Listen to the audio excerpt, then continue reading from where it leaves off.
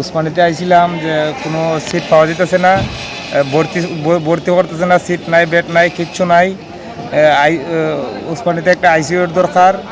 এরপরে মনে করেন ওই যে সব জায়গায় আমরা খুঁজতেছি, কোনো সিট পাওয়া যেতেছে না। অনেক অনেক রুগী, সিট নাই, সিট না থাকার কারণে ভর্তি চলতেছে না।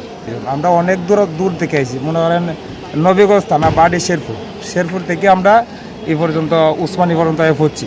সারা খাইতে বিয়ানবাজার সারা খাইতে কি আইছি আইয়া আমরা হামাইছি উইমেন্সু আইসিউ থামানে যোগা মানে রুগী আইসিউ তারা জায়গা নাই, খালি নাই, তারা হামাইতো দিছে না, বাড়াতে বাহরিন লেগেছে।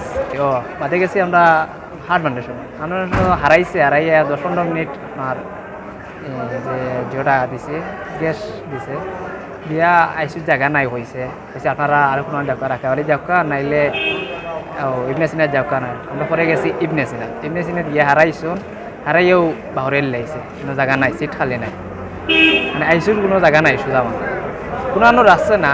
আমরা সারাও মানে সিলেট শেষ, খালি রাখিবাড়ি দিয়েছি না, আর সব জায়গা শেষ। এগুলো আইসি এগুলো আইসি উসমানী মেডিকেল, উসমানী মেডিকেল হামাইছেন, এগুলো হয়েছে আইসিউর জায়গা নাই। আপনার শিশুতে হারাই আর আপনার টেস্ট করাই আইসিউ জায়গা হইলে আপনার বাহর আইসিউ জায়গা নাই, এগুলো কিছু করার নাই।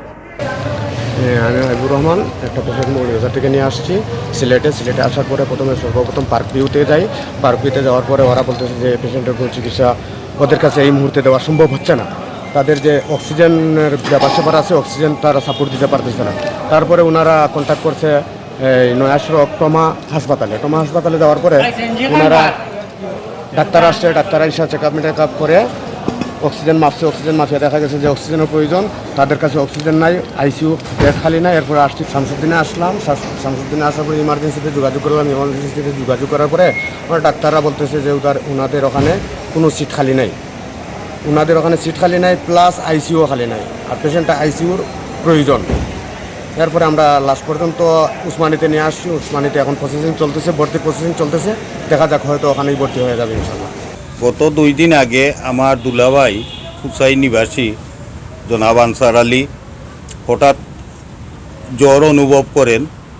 সাথে সাথে আমি উনার বাড়িতে যাই এবং উনারকে করোনা টেস্টের জন্য বলি এবং ওয়েসিস হসপিটাল থেকে ডাক্তার, কর্তব্যরত ডাক্তার